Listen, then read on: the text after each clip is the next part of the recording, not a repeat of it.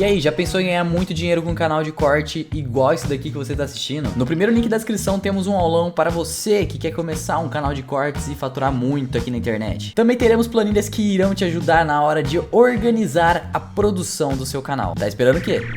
Bom, pensando agora no Bitcoin nesse cenário e pegando o enfraquecimento do dólar. Porque existe aquele conhecido dilema de thrifting na economia, né? O dólar é a moeda mundial, mas para ser moeda mundial, os Estados Unidos têm que ser uma economia deficitária. Ou seja, eles têm que importar mais do que exportam. Porque se eles forem superavitários, eles estão tirando dólares do mundo. E hoje eles fazem isso brilhantemente, são bem deficitários, né? O principal produto de exportação americana é o dólar. Só que quanto mais eles fazem isso, menos o dólar vale. E o dólar com uma inflação alta agora, como não se via nos últimos 40 anos. Isso não acaba sendo positivo para o Bitcoin, porque eu fico pensando o quanto vai demorar para um país grande ver lá que das reservas cambiais que ele tem que estar tudo em dólar. Será que não vale a pena botar 1% em cripto? Vocês enxergam esse tipo de movimento acontecendo num horizonte próximo? É crível? Eu acho que se você se perguntar o suficiente isso, inevitavelmente você chega à conclusão de que uma hora vai acontecer.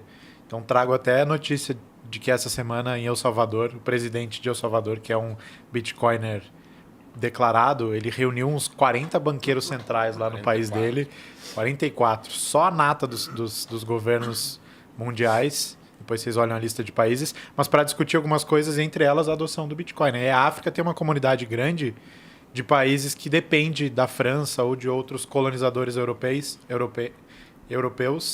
no ponto de vista monetário também. Então é um lugar bem propício para essa adoção rolar mais rápido, assim. E como a gente estava discutindo aqui, é uma sinuca de bico na qual o Banco Central americano, principalmente, se encontra, porque preservar o status do dólar como reserva de valor global passa por desvalorizar o dólar.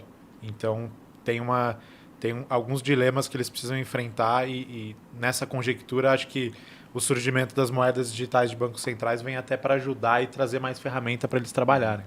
É o paradoxo da moeda de reserva, né? Você tem que desvalorizar ela para manter ela com a moeda de reserva. Mas só para...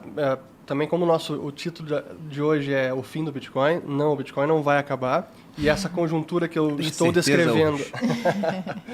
Você me garante, né? Essa conjuntura que eu estou descrevendo é um cenário possível e que no curto prazo, ou talvez até em 1, 2 anos, o preço possa cair mais e ficar um mercado ruim. Mas, pensando a longo prazo, a tese continua intacta, as moedas todas vão seguir sendo desvalorizadas e isso para ativos escassos como o Bitcoin, como o ouro, vai ser algo positivo. Então, é um ciclo deste momento. Mas não quer dizer que o Bitcoin vai sair prejudicado e corre o risco de extinção como a Luna Terra agora. Não, isso não. Eu queria só falar um negócio que a gente é meio maluco, né? Bom, isso vocês já sabiam. Cara, você percebeu que ninguém aqui falou sobre a solução do problema? A gente está tão descrente. Porque não seria só o governo gastar menos?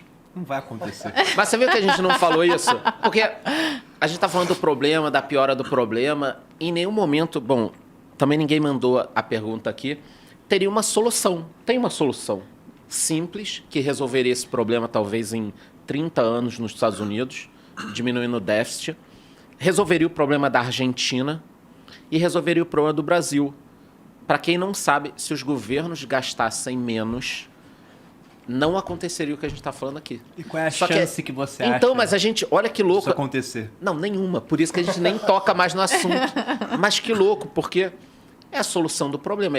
Tá todo mundo assim, não, aí põe o juro aqui, põe ali, aí pode quebrar a empresa, pode não sei o quê, pode... Para quem está assistindo e tem pouco conhecimento sobre o assunto, deve estar achando que não tem solução.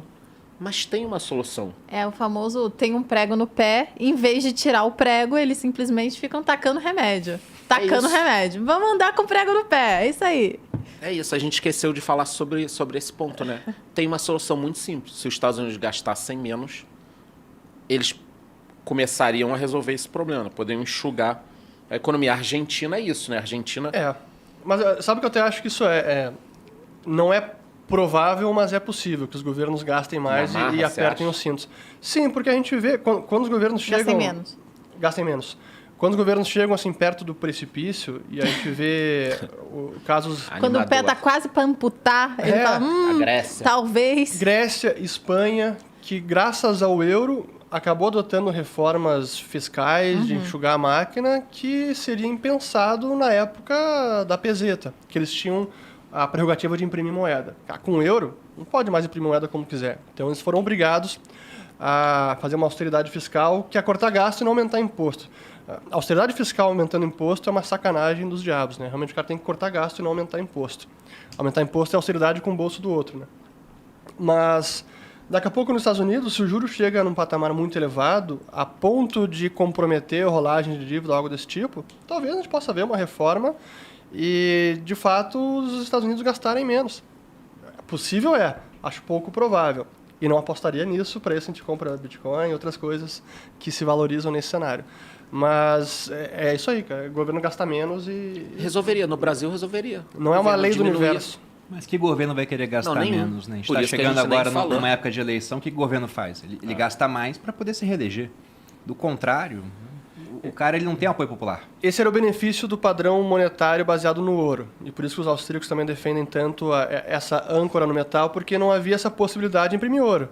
Chegou no momento de alto endividamento, o juro dispara, o governo quebra, não tem como pagar, dá calote e vai ter que apertar o cinto. Não tem jeito.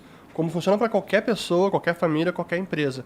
Mas quando você tem a possibilidade de imprimir moeda, cara, aí é muito mais difícil você se autoimpor esse controle fiscal. Né? O que é o padrão ouro e por que a gente não tem nenhum país hoje operando no padrão ouro, competindo com os outros? O padrão ouro significa a moeda ser lastreada no metal. O padrão ouro clássico significava que a moeda emitida, o papel moeda, era um certificado de ouro. Então você podia converter aquele papel numa medida de ouro. Ou prata, como foi também antes. Mas os governos acabaram acabaram abolindo esse sistema porque eles que garantiam essa conversibilidade e começou principalmente na Primeira Guerra Mundial, 1914. Ali colapsou o padrão ouro clássico porque os governos precisavam bancar o esforço bélico. E aí largaram o ouro, Estados Unidos não, porque entrou na guerra depois e só foi abandonar o padrão ouro em 1933. Aliás, mais ainda. Mas enfim, então é isso, é uma disciplina aos governos e que nenhum governante gosta, né? Tem uma frase de um ministro que ele foi do governo do Charles de Gaulle na França, o Jacques Rueff, que ele falava que as democracias escolherão a inflação. Porque na hora de gastar mais, e eles querem gastar mais, porque quem gasta mais tem mais popularidade, Perfeito. ou o cara vai ter que aumentar mais imposto, mas é impopular, ele vai ter que aumentar a dívida, e eles fazem isso durante bastante tempo, até uma hora que fica impagável a dívida, ou ele vai criar mais dinheiro. O que no começo todo mundo gosta, né? Aplaude. Um monte de artista foi lá, não, tem que criar dinheiro. Vários políticos. O cara tuita lá, 11h59, dá pra criar mais dinheiro. Meia-noite, é um absurdo termos inflação, né? Então é o que eles fazem, porque o cara defende aquilo, é feito, depois ele consegue jogar as consequências, que é a inflação, nas costas do outro. Infelizmente, essa solução que é simples, entre aspas, né? Ela, de maneira prática, é muito difícil de ser implementada durante bastante tempo. Então, o Felipe, foi até engraçado que você falou do ciclo do Bitcoin, como dá pra gente colocar um em cima do outro e ficar quase igual.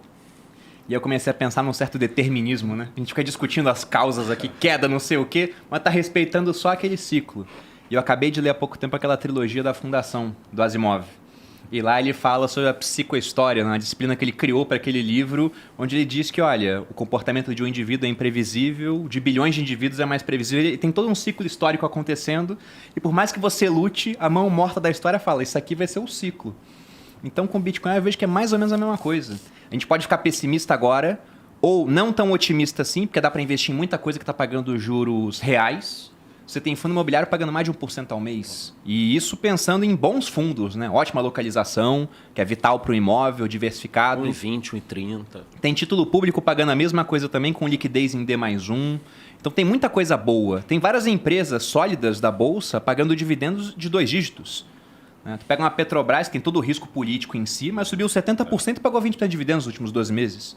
Foi um negócio absurdo. Isso mesmo com o Bolsonaro falando, tem que intervir, né? Dando aqueles discursos, usando uma retórica já pensando em eleição. Então tem muita coisa boa acontecendo. Mas no final, eu fico olhando para essa trajetória e não tem muito para onde correr. Porque você disse sobre a austeridade fiscal da Grécia, lá em 2015, né? Começou em 2011.